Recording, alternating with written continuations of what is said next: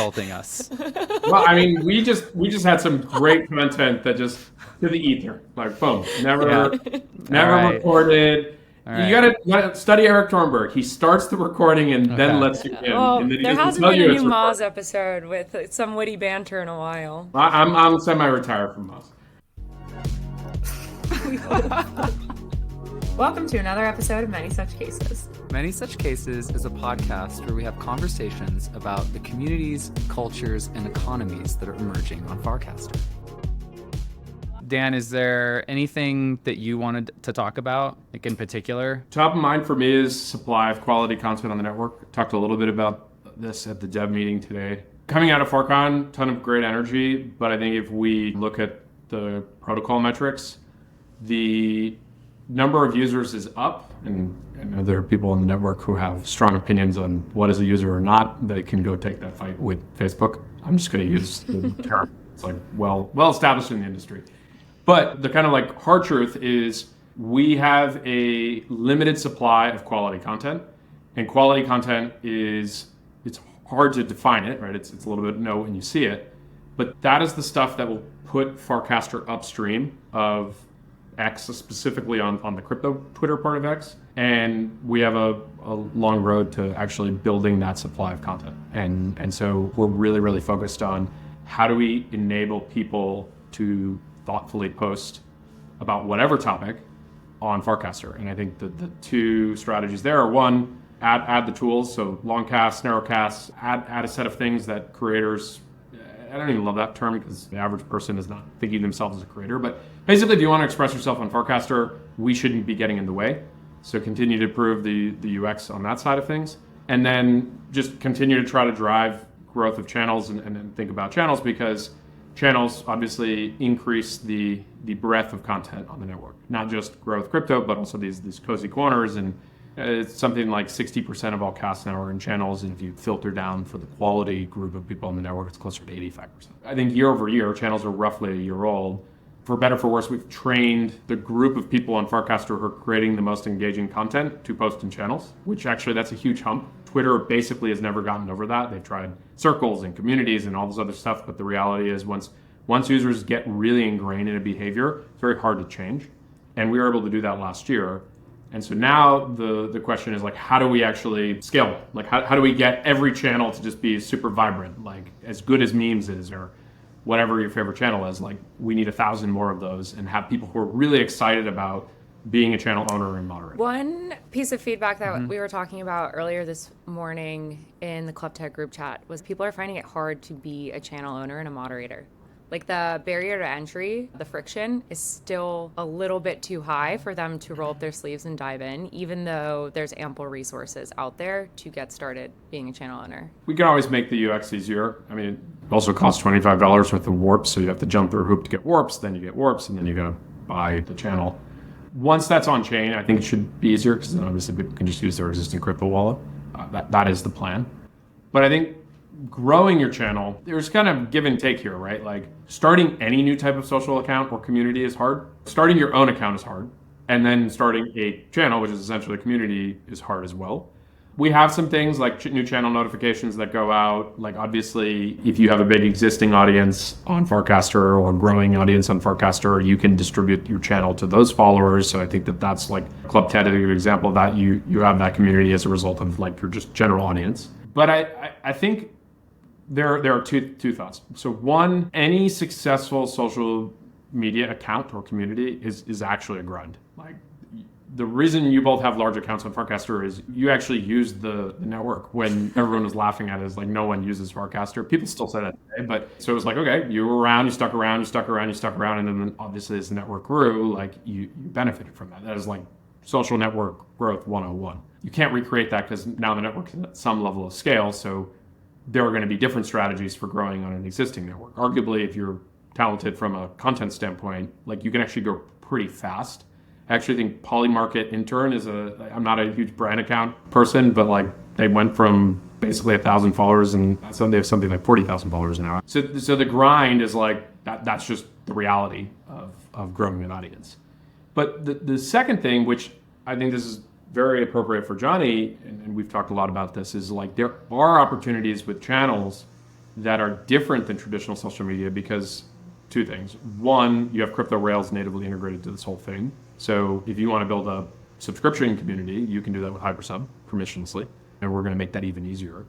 And then I think two, any following you end up with, either for your channel or yourself, that is sovereign. So there is the ability to, let's say farcaster disappears in 2 years, you're going to have that data in an open way. And yes, channels are 100% decentralized. We're going to get there. But you're able to fork that community into whatever piece of software you want. And so I think that's not an immediate benefit today. The monetization would potentially be, but there's a long-term belief that, okay, if I'm investing in this community now, I can't have it run from underneath me. Mm-hmm. I think one of the biggest challenges we have is like, if you have an existing community in Discord, how do you actually just get through that inertia of, okay, outside of Nouns shutting down its Discord, getting your existing Discord community that you've done a lot of work building through a bear, trying to actually migrate them to Farcaster. The reality is most people are just kind of like lazy. Like they're like, okay, yeah, they don't want to do work. Yeah, it's just like, you don't blame the people. Like, it's just like they don't want to do the migration. But in a world where you've actually built that community on Farcaster from a channel standpoint, you don't have to go onboard. You could actually just switch over to a new piece of software that one click they're using in the future. So it is future-proofed in some way because the back end is open and sovereign. So I don't think that's manifested quite yet. But I do think Nouns is a great example of a community that, not only did they adopt channels relatively early last year, and we're really grateful of that. They're funding 3 different channel-specific clients for Nouns.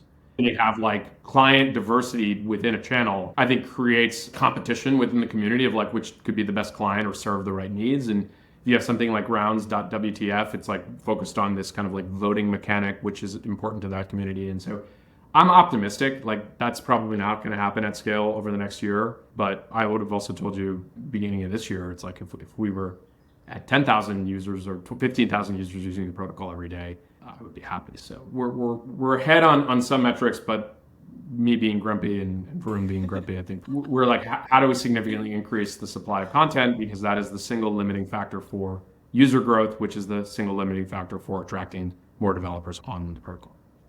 Yeah, I'm curious to hear you talk about, if you're willing, obviously I don't want you to like leak anything, but I'd be curious. There's no leaks. Okay, leaks. Good. How are you guys thinking about reducing the barrier to creating quality content? And I want to give you like 2 kind of things that come to mind for me.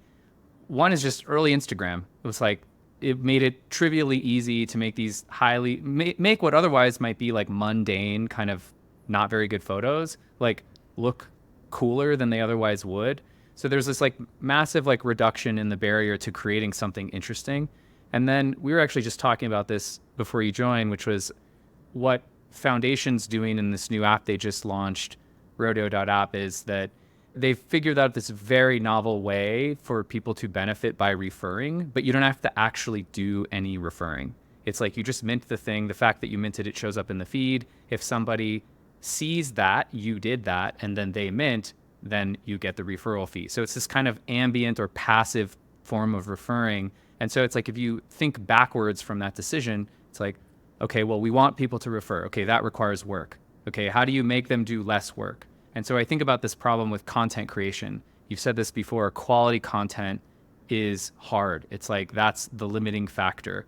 So then I would think from the product side, you'd want to think, great, how do we lower the barrier to creating quality content? Yeah, so it's what I'm spending my time on. We, in the last week, launched narrowcasts, longcasts, longer casts, right? So that took us a while to get there, but made the push to do it. If you were to take the entire network and then you limit it to kind of like quality users, 5% of kind of like quality users on the network, the casts that they're doing within a few days are now doing both narrowcasts at 5% of them and then longcasts. So that's new content that is now enabled, give or take. We have a bunch of other experiments that we're going to try to do around trying to increase the amount of casting. Because I actually think just start from get people who are good at casting to cast a bit more. And like that is in of itself a useful thing.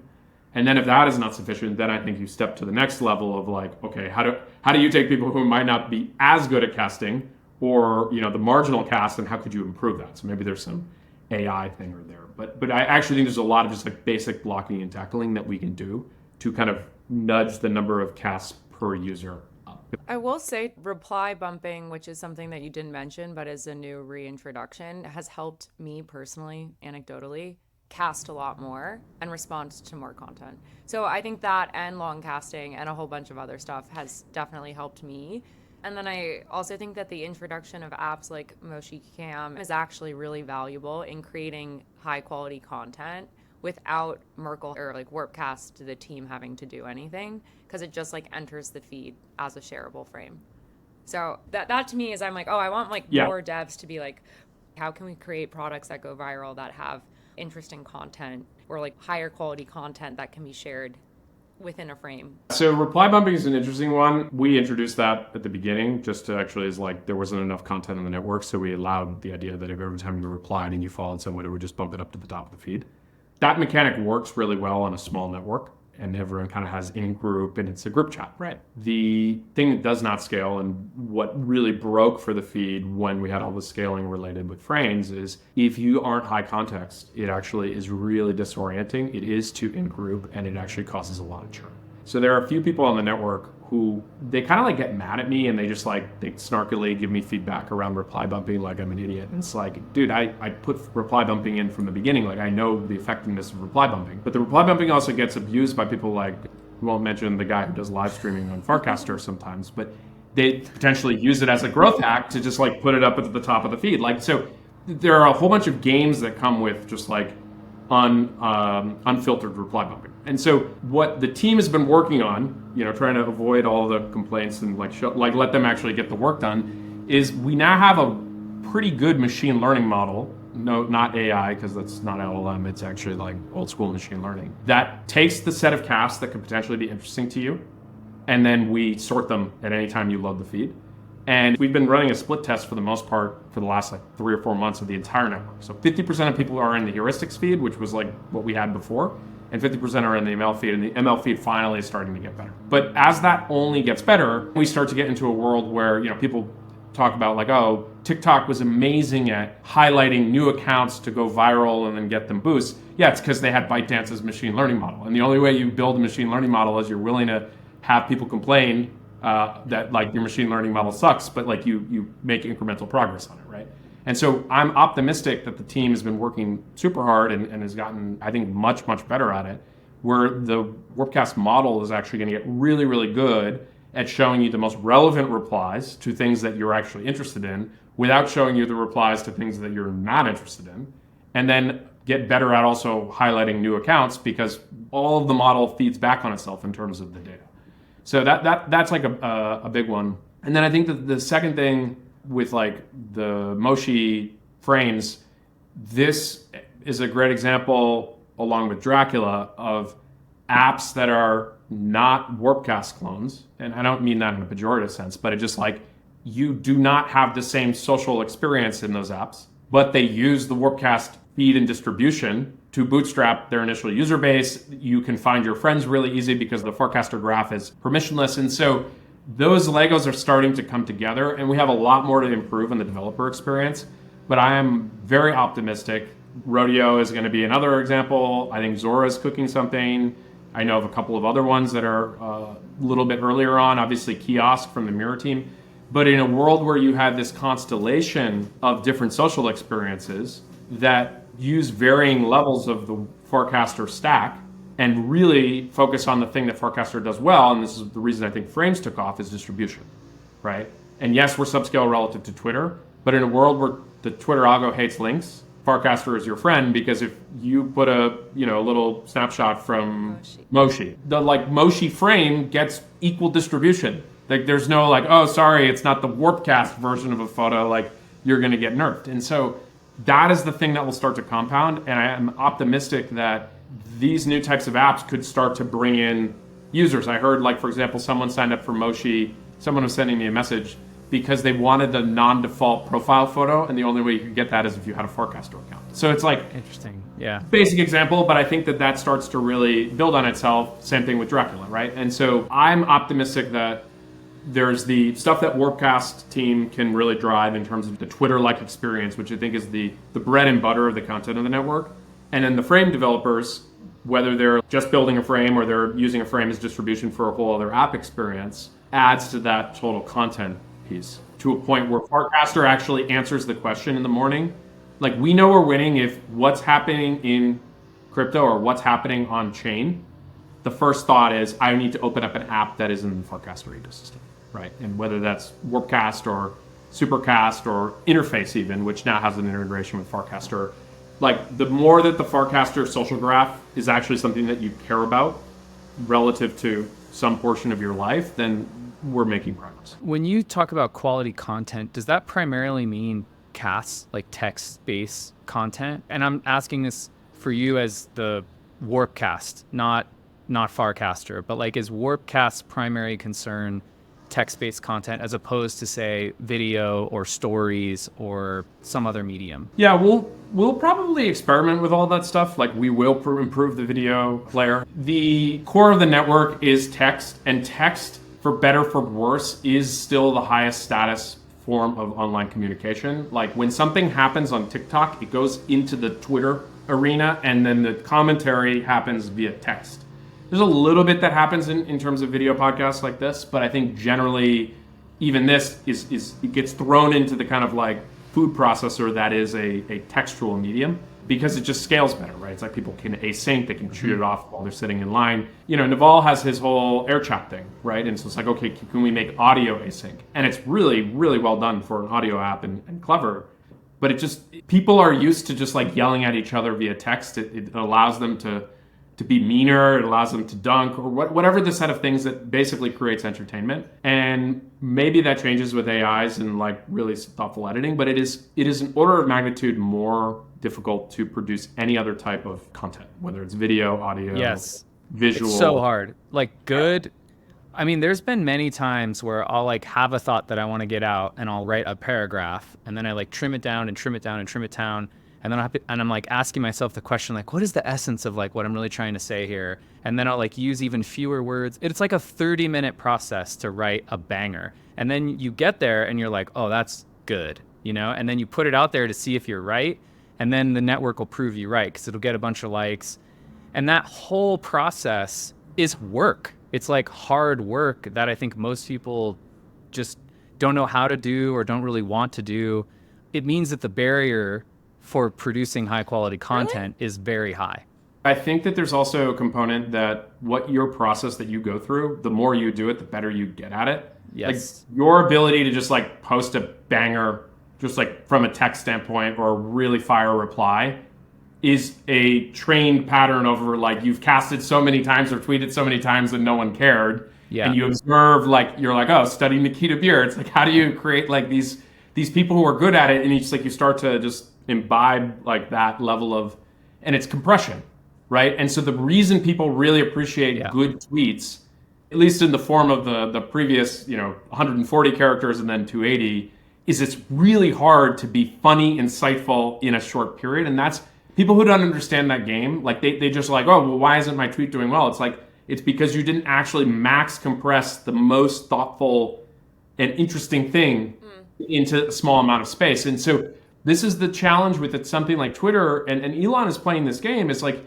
when you lean into video, when you lean into images, yeah, you can get a lot of clicks on it, but the influence is actually a lot less, because yes, the algo says time spent is more on video, but it actually is less influential than the actual text post. And so I think that is something that gets lost. And so that's where it's not losing the fact that text-based posts are very high status when done well. And then when they're not done well, and this is not a judgment on you, it's actually very difficult. This is, I like wrote a post recently on farcaster where I was like, word cells disproportionately benefit.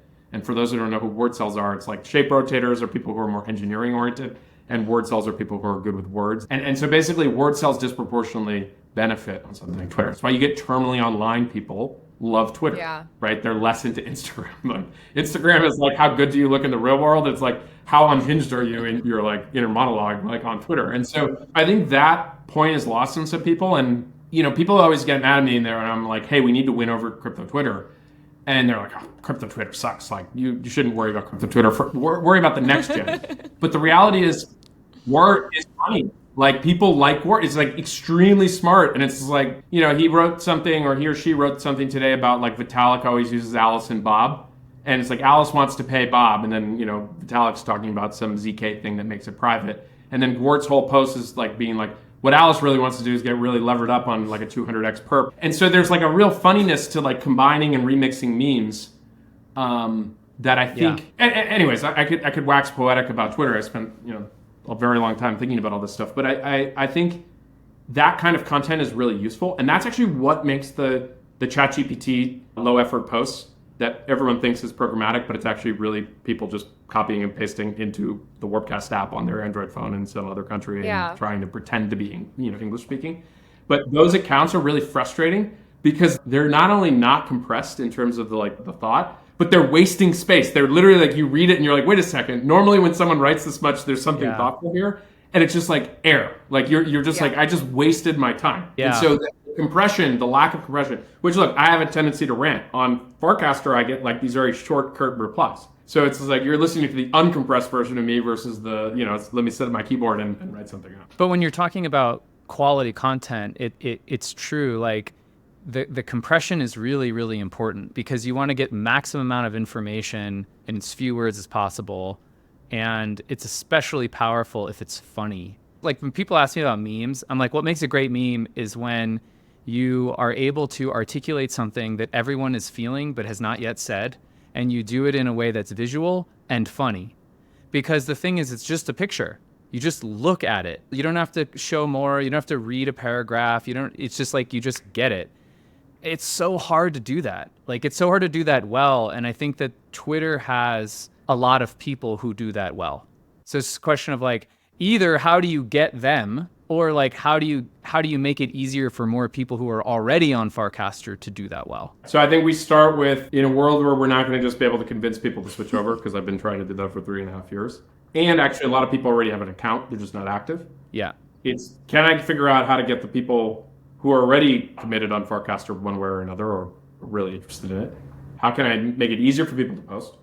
And a variety of different things. And then from there, it's how can I make their post better? I think that's I'm a little more skeptical on, because I don't think AI is funny, right? So I could make sure you don't have a spelling mistake, but like make this a banger. I don't think that like ChatGPT is that good at that yet. It probably will happen in the next few iterations, right? But it's like, almost whenever I use like ChatGPT, I'm always just like, use fewer words, like say less. Like I feel like the AI is almost at odds with the kind of information compression we're talking about, I don't know. I think like as soon as we all figure out that something is not human, it becomes significantly uninteresting. Like that's like what Dan's saying, like, oh, these posts, it has to feel human. And I don't think that we've seen a good instance of AI producing something that feels very human in some ways. Well, so plus one on that. And what I would say is it will, I think, lead to more in-group, which will only get more frustrating for new people to anything, because it's like, wait, I don't have any of these inside jokes. Because then it's like, oh, this is so hard. The proof of work here is so hard. You've had to be around Farcaster. You need to know about Green Mole and Wow Wow and like all these other things. That's why those memes do so well on Farcaster. It's like, oh, I'm part of this tribe. I understand all the references. Yeah. Or it's like a custom tailored meme. Like Vitalik made a meme today. I don't know if you saw that. It's so like good. Far and away. Like, but you see it and you're like, oh wow, someone manually made this, because there's no GPT, Dolly Midjourney making this meme. And so I think that is the other thing to think about, is in a world where the slop, apparently What is slop? What is posting too much? It's not Kino. It's not Kino. What words are these? Ted, you need to be paying attention to the group chat. You need to be paying attention to the group chat. Come on, Ted. Anyways, I have to run, but let me finish with this.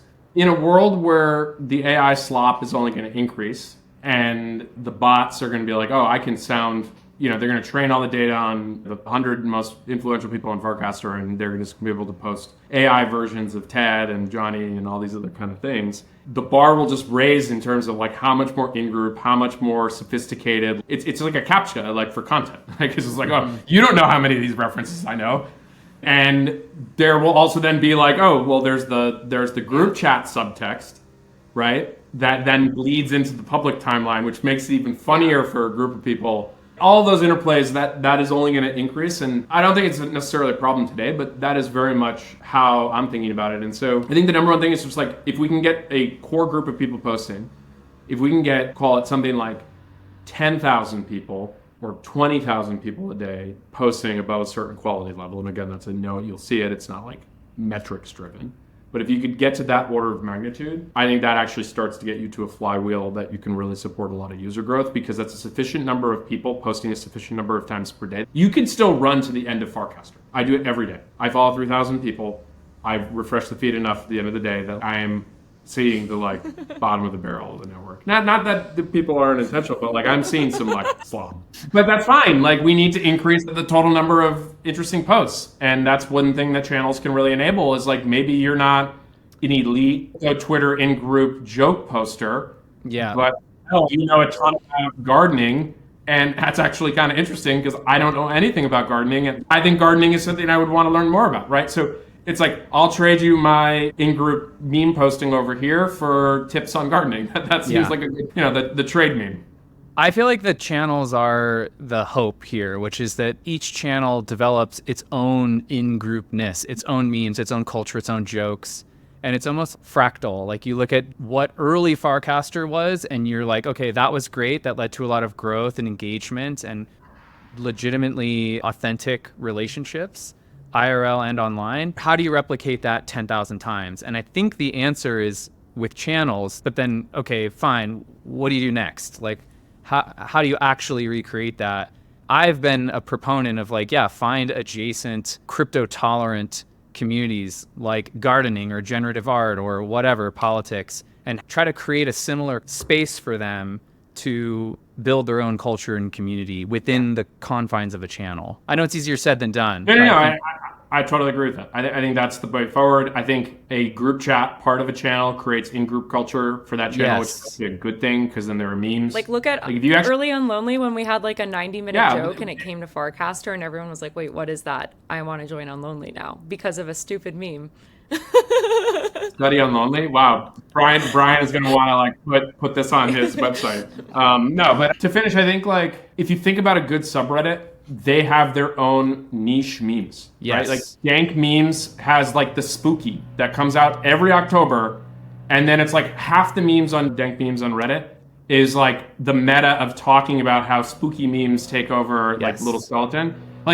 That's fine. That's people just blowing off steam, having fun. And so I think that needs to happen. And then if we can get that to happen, I'll know the NBA subreddit is working when the NBA subreddit has memes about people on Farcaster, their terrible basketball takes, or the fact that someone is a fan of the New York Knicks and they just get mercilessly made fun of all the time in that channel. That's good. Moz versus Europors, that is a good in-group, right? You basically post something in MOZ about how great, the greatest country in the world is, and then Tim Dobb usually throws something in Europors to get it. But that interplay for the in-group is good, and it's building those communities. And now people are randomly posting pro-Europe things in Europors, and I'm no, this is a whole meta, but it's fine. The channel is growing, right? Okay, thanks for your time. All right, I gotta run. Bye. Thank you, Cheers. Dan. Appreciate it.